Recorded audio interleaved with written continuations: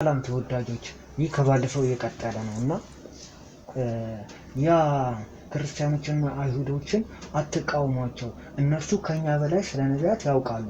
እነርሱም በመጠራጠር ውስጥ ብትሆኑ ጠይቋቸው፣ ተከተሏቸው። መጽሐፋቸው ብርሃን አለበት፣ በመጽሐፋቸው ይዳኙበት። እነርሱ ገነት ገቢዎች ናቸው ብሎ የተናገረው መሐመድ ስለ ኢሳ ስቅለት አማተላሁ ሰላሰተ አያም ሱመ በአሰሁ ሱመ ረፈዐሁ።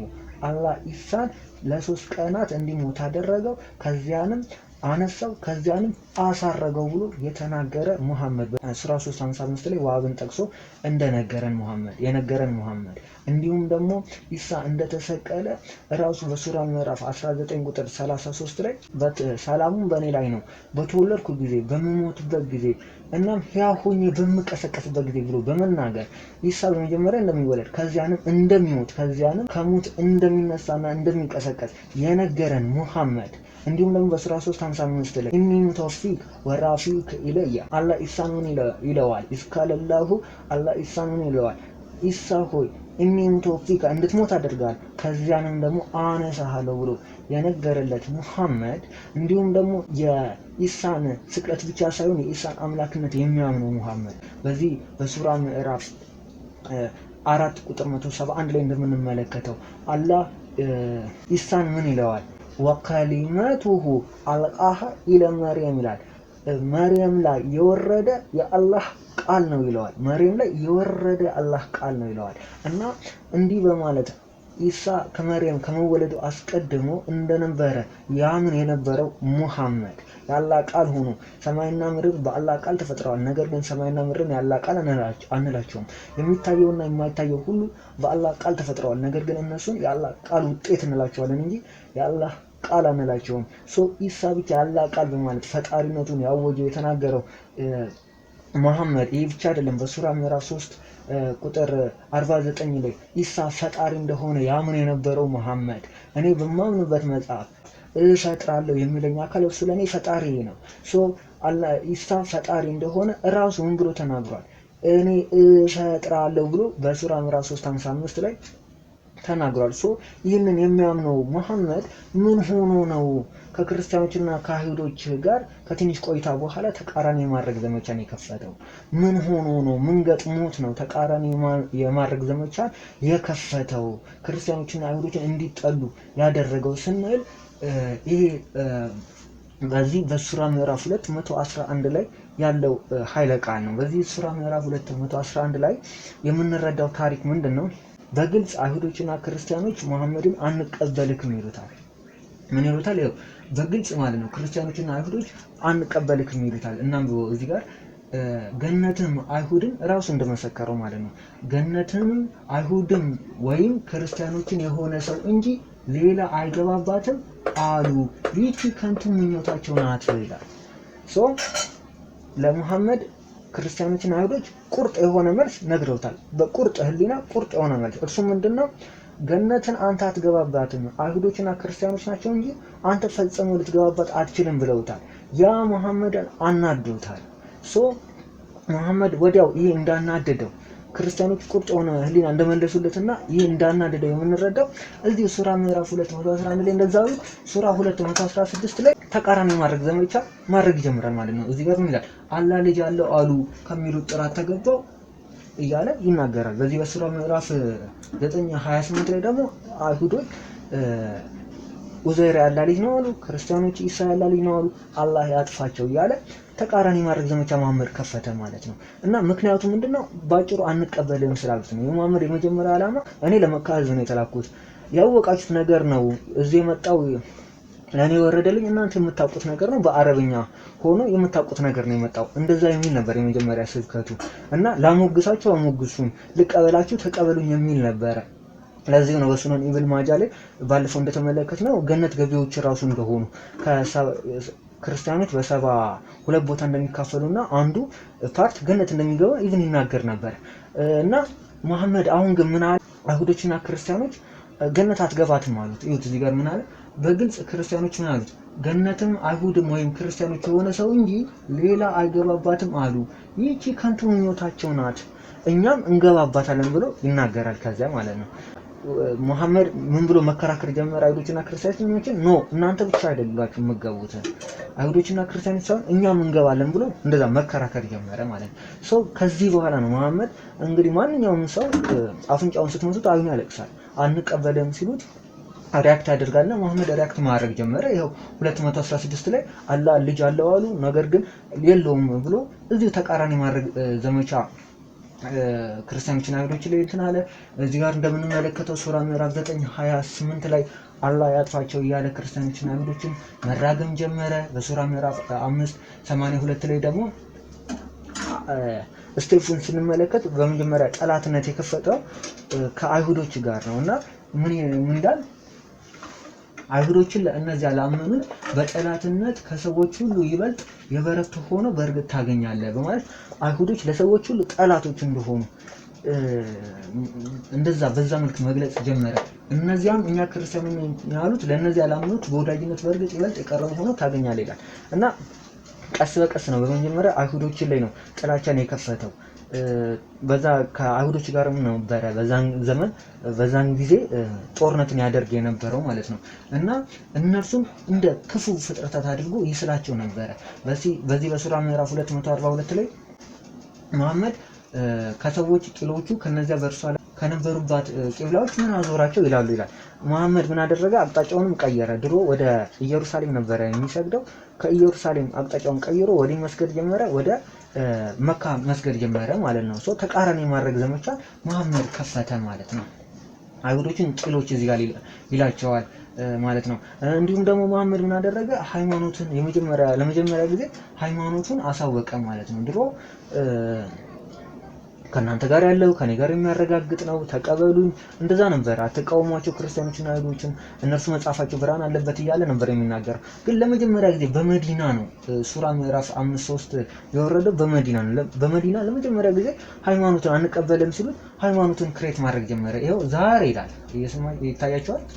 ዛሬ ሃይማኖታችሁ ለእናንተ ሞላውላችሁ፣ ለእናንተ ኢስላምን በሃይማኖት በኩል ወደድከው ማለት እስልምና መሐመድ ተገለጠልኝ ካለ ከ13 ዓመት በኋላ ወደ መዲና ከመጣ በኋላ ዛሬ ሃይማኖቶችን ለእናንተ ሞላውላችሁ፣ ለእናንተ ኢስላም መረጥኩ እያለ ተቃራኒ ማድረግ ዘመቻ ከፈተ። እስልምናንም ሃይማኖት ጀመረ ማለት ነው እንጂ አሁን ለምሳሌ መሐመድ ተገለጠልኝ ያለው እንግዲህ በ610 ነው በመካ እስላምን ተመረጠ ብሎ አልተናገረም። ያለው በመዲና ከክርስቲያኖችና ከአይሁዶች ጋር ከተጣላ በኋላ ነውና እስልምና ይኸው የተመሰረተው በመሐመድ ወደ መዲና ከመጣ መሐመድ ተገለጠልኝ ካለ ከ13 ዓመት በኋላ እንደሆነ በዚሁ እንረዳለን እናውቃለን ማለት ነው። የመስራቹም ራሱ መሐመድ እንደሆነ ምን ብሏል?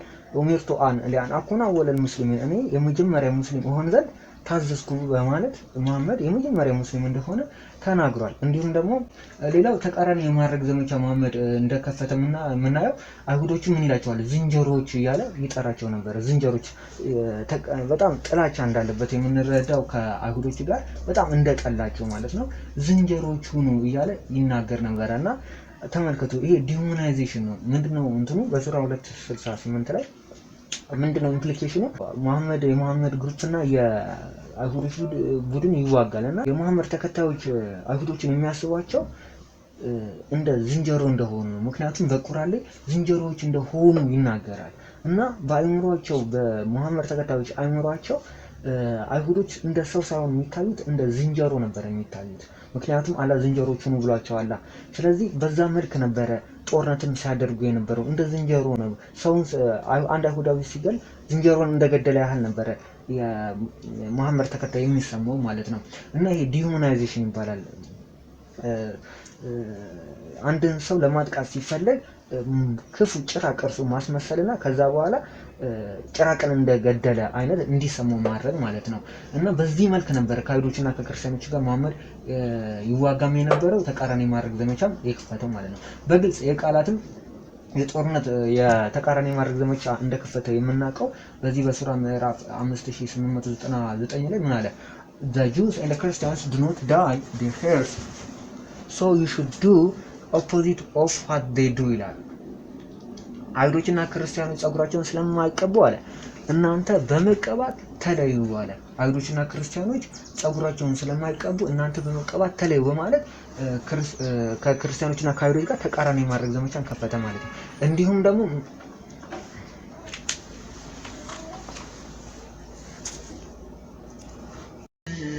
ሰሚዐ አላሁ ሊመን ሐሚዳ ነቢያችን ሰለላሁ ዐለይሂ ወሰለም እንዲህ ይላሉ፣ ኻሊፉል የሁድ የሁዶችን ተቃረኗቸው፣ ኢነሁም ላ ዩሰሉን ፊ ኒዓሊሂም ወላ ኺፋፊሂም እነሱ በጫማቸውም ሆነ በኩፋቸው አይሰግዱም፣ እናንተ ግን በጫማዎቻችሁ ስገዱ ብለዋል። ሰው መሐመድ ተቃራኒ የማድረግ ዘመቻ ከፈተ ማለት ነው። እዚህ ጋር እንደምንመለከተው በዚህ ሳሂህ ቡኻሪ 5899 ላይ አይሁዶችና ክርስቲያኖች ጸጉራቸውን ስለማይቀቡ እናንተ በመቀባት ተቃራኒ አድርጉ አክት ዲፍረንትሊ ፍሮም ዜም ከነርሱ ተቃራኒ አድርጉ በማለት አይሁዶችና ክርስቲያኖች ላይ ተቃራኒ ማድረግ ዘመቻን ከፈተ ማለት ነው። እዚህ ጋርም በአቢ ዳዊድ 652 ላይ እንደምንመለከተው ቢ ዲፍረንትሊ ፍሮም ዜም ፎር ዴይ ዱ ኖት ፕሬይ ኢን ዜር ሹዝ ይላል።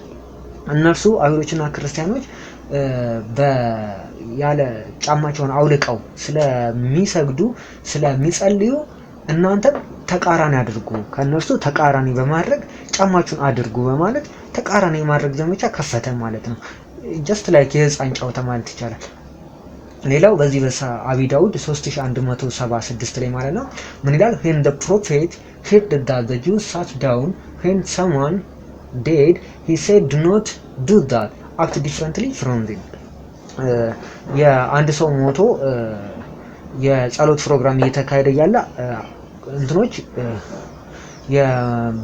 የሙስሊም ወገኖች ቆመው ነበረ ጸሎት እያደረጉ የነበረው መሐመድም ነበረ ሁሉም ቆመው ጸሎት እያደረጉ ነበረ እና ቆመው እያደረጉ ያለ አንድ አይሁዳዊ ይመጣና ምን ይለዋል መሐመድን ይሄ እኮ እኛ የምናደርገው ነው እኛ እያደረግን እንዳለው ነው እያደረክ ያለው ሲለው ምን አለ ሙስሊሞችን መሐመድ ተቀመጡ አላቸውና ምን አላቸው አክት ዲፍረንትሊ ፍሮም ዜ ከነሱ ተቃራኒ አድርጎ ማለት ተቃራኒ ማድረግ ዘመቻ ከፈተ ማለት ነው። እና ይሄን ከፈጣሪ ነው ማለት በጣም ነው የሚከብደው። እዚሁ አይሁዶች መተው ይሄ እኮ እኛ እንደምናደርገው ነው ሲሉት ቁጨሉ ብሎ ተቃራኒ ማድረግ ዘመቻን መሐመድ ሲያደርግ የምንረዳው መሐመድ በአይሁዶችና በክርስቲያኖች ላይ ጥላቻ እንዳደረበትና ተቃራኒ ማድረግ ዘመቻን እንደከፈተ ነው የምንረዳው ማለት ነው። ሌላው በዚህ ኢብን ከሲር ሱራ ምዕራፍ 1:6 ላይ እንደምንመለከተው ማለት ነው ሱራ 1:6 በየጊዜው በየቀኑ ሙስሊሞች የሚጸልዩት ጸሎት ነውና the two paths are the path of the Christian and the Jews ይላል። ኢድነ ሲራተል ሙስተቂም ኢድነ ሲራተ አንአምተ አለይሂም ገይሪ መግዱቢ አለይሂም ወለዳሊን የሚለው ፓርት ማለት ነው። ወዳልተቆጣባቸውና ወዳልተሳሳቱት መንገድ ምራን የሚል የጸሎት ክፍል አለና ይህ ጸሎት ክፍል ምንድነው ስንል እነማን ናቸው የተሳሳቱት? ተፍሲሩን ስንመለከት ማለት ነው ሙስሊሞች የቀኑ ይጸልዩታል ነገር ግን እርግማሙን ነው ያረዱታል። እና እነዚህ እነማን ናቸው ሲባል ሱራ 1:6 1:7 ኢብን ከሲር ስንመለከት ዘ ቱ ፓዛር ሁለቱም መንገዶች the path of Christians and the Jews በማለት የአይሁዶችና የክርስቲያኖች መንገድ እንደሆነ ይነግረናል ማለት ነው። በየቀኑ ሙስሊሞች ሱራ 1:7 ሲሉ እኛን ክርስቲያኖችና አይሁዶች እያስታወሱ ነው የሚሉት ማለት ነው። እና ይህንን ያህል ስለኛ ተቃራኒ ማድረግ ዘመቻ መሐመድ ከፍቶ ነበር፣ በእኛ ላይ ጠላትነትን ከፍቶ ነበር ማለት ነው። ሌላው እንዲሁም መሐመድ ተቃራኒ ማድረግ ዘመቻ መክፈቱን የምናውቀው በዚህ በሱራ ምዕራፍ 98:6 ላይ የመጽሐፉ ሰዎች ከፍጥረታት ሁሉ ክፎች ናቸው ይላል። ከፍጥረታት ሁሉ ክፎች ናቸው። አሁን ተመልከቱ አትቃወሟቸው ከኛ በላይ ስለ ነቢያት ያውቃሉ ያለ መሐመድ ከኛ በመጽሐፋቸው ብርሃን አለበት ያለ በመጽሐፋቸው ይዳኙበት ይጸርቃሉ ያለ መሐመድ አሁን ምን አለ? የመጽሐፉ ሰዎች ከፍጥረታት ሁሉ ክፎች ናቸው ማለት በጣም እንደጠላ ነው የምንመለከተው ማለት ነው። ምክንያቱም እዚህ ጋር ሐሳቡን ስላልተቀበልን ማለት ነው። ገነት አይሁድ ወይም ክርስቲያኖች የሆነ ሰው እንጂ አይገባባትም አሉ። እኛ ምን አለን? ገነትን አይሁዶች ወይም ክርስቲያኖች ናቸው እንጂ ሌላ አይገባባትም ብለን ለመሐመድ ነግረነው ነበር ያኔ ማለት ነው። እና በዚህ ምክንያት ነው መሐመድ በጣም እኛን በመጥላት የመጽሐፉ ሰዎች አይሁዶችና ክርስቲያኖች ከፍጥረታት ሁሉ ክፉ ናቸው ማለት በጣም ክፉ ጭራቆች እንደሆን እንዲሁም ደግሞ እንደምንገደል ሱራ ምዕራፍ 9 እንግዲህ ወደ መጨረሻ ላይ ወረደ የቁርአን ክፍል ሱራ ምዕራፍ 9 ነውና በዚህም ላይ የመጽሐፉ ሰዎችን ግደሏቸው የሚል ሱራ ምዕራፍ 9:29 ላይ ብር ብቻ ከከፈሏችሁ ተዋቸው፣ አለበለዚያ ግን ከፈሏቸው፣ ግደሏቸው በማለት እንደ ጀስት ላይክ አጋቾች አሉ አይደለ? ልክ ብር ከከፈልናቸው ያግታሉ፣ ብር ከከፈልናቸው ይለቃሉ ሰውን፣ ልክ ካልከፈልን ደግሞ ይገላሉ ማለት ነውና መሐመድም ምን ብሏል? የመጽሐፉ ሰዎች ጂዚያ ካልከፈሉ ግደሏቸው በማለት ተናግሯል ማለት ነው። ብር ይከፍላሉ ለመኖር ሲሉ፣ አለበለዚያ ካልከፈሉ እንዲገደሉ ማለት ነው። እንዲሁም ምን ብሏል? ኡሚርቱ አን ኡቃቲለ ናስ ሐታ የሽሀዱ ላ ኢላሃ ኢለላህ፣ ሰዎች ላ ኢላሃ ኢለላህ መሐመድ አላህ ብቻ አምላክ ነው፣ መሐመድ ደግሞ ተከታዩ የእሱ መልእክተኛ ነው እስኪሉ ድረስ እገል ዘንድ ታዝዣለሁ ብሎ በሳሂህ አልቡኻሪ ተናግሯል። እና ግዴታ እኛ ያለን እንትን አማራጭ ሃይማኖታችን ወይ መቀየር ነበረብን ማለት። ምክንያቱም እገል ዘንድ ታዝዣለሁ ብሎ ከፈጣሪ ትእዛዝ እንደተቀበለ አድርጎ ይናገር ነበረ ማለት ነው። ሃይማኖቱን በዚህ መልኩ ነበረ መሐመድ ያስፋፋው። በሱራ ምዕራፍ 47 ላይ እንደምንመለከተው ምን ይላል? የበላይ ስትሆኑ ወደ ሰላም አትሂዱ ብሎ ሙስሊሞችን ተናግሯቸዋል። መሐመድ ማለት የበላይ ስትሆኑ ወደ ምን አትሂዱ፣ ወደ ሰላም አትሂዱ ብሎ ተናግሯል ማለት ነው። እና በዚህ መልኩ ነበረ ልክ የበላይ ሲሆን ነው መሐመድ አታክ ያደርግ ነበረ። ነገር ግን ጥቂት ሆኖ ሳለ ያው አንገቱን ደፍቶ ነበር የኖረው ማለት አትቃወሟቸው፣ እያሽቃበጠ ከኛ በላይ ስለ ነቢያት ያውቃሉ፣ ጠይቋቸው፣ ተከትሏቸው፣ መጽሐፋቸው ብርሃን አለበት እያለ ነበር። ነገር ግን ልክ ጦርነቱ የጦር አቅሙ ሲበዛ፣ ተከታዮቹ ትንሽ ሲበዙ መሐመድ ምን አለ? የበላይ ስትሆኑ ወደ ሰላም አትሄዱ እያለ ጦርነትን ያውጅ ነበረ ማለት ነውና እስልምና በዚህ መልኩ ነው የተስፋፋው። የመጽሐፉ ሰዎችን እዚህ ጋር እንዲገደሉ ያዛል። እንዲሁም ደግሞ ከፍጥረታት ሁሉ ክፉ እንደሆኑ እና ዛሬ አንድ ሙስሊም እኛን ክርስቲያኖችና አይሁዶች ቢጠላን ምንም ሊገርመን አይገባም። ምክንያቱም ይሄው የመጽሐፉ ሰዎች ከፍጥረታት ሁሉ ክፉዎች ናቸው ተብሎ ተጽፎለታልና ማለት ነው። እና ከዚህ አደገኛ ሴራ መውጣት የምንችለው አንደኛ የእግዚአብሔር እርዳታ ሲኖር ነው። ሁለተኛ ደግሞ የመሐመድን ፓስ ስናውቅ ነው። መሐመድ ይህን ሁሉ እንደዚህ ተቃራኒ ማድረግ ዘመቻን በክርስቲያኖችና በአይሁዶች ላይ የከፈተው ለምንድን ነው ብለን ስናስብ እዚህ ጋር አይሁዶችና ክርስቲያኖች ስላልተቀበሉት እንደሆነ ልናውቅ ይገባናል። እዚህ ጋር አፍንጫው ሲነካ አይኑ አልቅሷል። እዚህ ጋር አይሁዶችና ክርስቲያኖች በግልጽ አንተ ነብይ አይደለም ስላሉት መሐመድ በጉልበት ያንን ነገር ለማድረግ ተቃራኒ ማድረግ ዘመቻን በቲዮሪ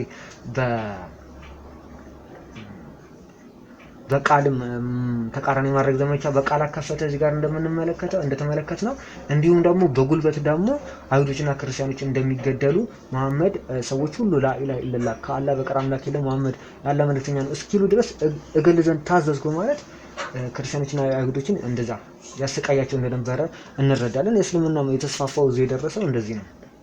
ሌላው መሐመድ አንድ የመጨረሻ ነው በጣም የሚገርመኝ የመሐመድ ቃል በዚህ ሳሂህ አልቡኻሪ መጽሐፍ 80 ላይ የሚገኝ ነውና መሐመድ ምን ብሏል?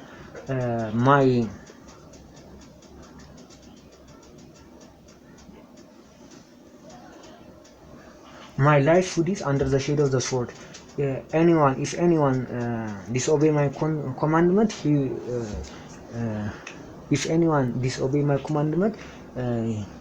he will be humiliated by paying jizya ይላል። የኔ መተዳደሪያ በጦር ጥራ ስር ነው። ማንም ሰው ትእዛዜን ያላከበረ ጂዚያ በመክፈል የበታችነት ስሜት እንዲሰማው ይደረጋል በማለት ተናግሯልና የመሐመድ ኢቭን ከዛ በኋላ መተዳደሪያው የጦር ገንዘብ እንደሆነ ምን አለ መሐመድ? my life food is under the shade of the sword። የኔ መተዳደሪያ በጦር ጥላ ስር ነው እና ማንም ትእዛዜን ያላከበረ ቢኖር ይዋረዳል፣ ጂዚያ በመክፈል ይዋረዳል በማለት ጂዚያ በመክፈል ይዋረዳል ብሎ ተናግሯልና መሐመድ የኢቭን መተዳደሪያውን ጦርነት እንዳደረገው ለዚህ ነው ሱራ ምዕራፍ 8 ላይ ምን ብሎ ተናግሯል? የዘረፋ ገንዘቦች የአላህና የመልእክተኛው ናቸው በማለት እንግዲህ አላህ አይበላውም ለራሱ ለማድረግ ማለት ነው ብሎ ተናገረ። የዘረፋ ገንዘቦች የአላህና የመልእክተኛው ናቸው በማለት ተናግሯልና መሐመድ ንጉስ ለመሆን ነብይ ለመሆን ሞክሮ ነበር። ነገር ግን እንደተመለከትነው በመጀመሪያ ቁረይሾች ተአምር አድርጋሉት፣ ተአምር ማድረግ አልቻለም። ቀጥሎ ደግሞ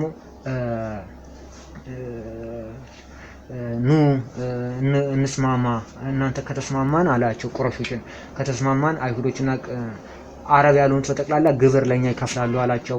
በዚያ አልስማማም አሉት። ከዛ ወደ መዲና መሐመድ መጣና ክርስቲያኖችና አይሁዶችን ማቆለጳጰስ ጀመረ። አትቃውሟቸው፣ ከኛ በላይ ስለ ነቢያት ያውቃሉ፣ ጠይቋቸው፣ ተከተሏቸው፣ መጻፋቸው ብርሃን አለበት እያለ በቃ ማሽቃበጥ ጀመረ። ያወቁት ነገር በመጣላቸው ጊዜ በእርሱ ካዱ እያለ መናገር ጀመረ። ነገር ግን እነሱም ይኸው እዚህ ጋር በግልጽ አንቀበልም ይሉታል። እዚህ ጋር አይሁዶች ወይም ክርስቲያኖች የሆነ ሰው እንጂ ሌላ አይገባባትም አሉ በማለት አይሁዶችና ክርስቲያኖች አንቀበልም ይሉታል። ከዚያ በኋላ መሐመድ የተወሰነ ትንሽ ያፈራው ቡድን ነበረና እነሱን ይዞ ወደ ጦርነት ይገባል ማለት ነው። ተቃራኒ የማድረግ ዘመቻም በእኛ ክርስቲያኖችና በአይሁዶች ላይ ይከፍታል ማለት ነው። እና እስልምና በአጠቃላይ ይህን ይመስላል ማለት ነው። ስላዳመጣችሁኝ አመሰግናለሁ።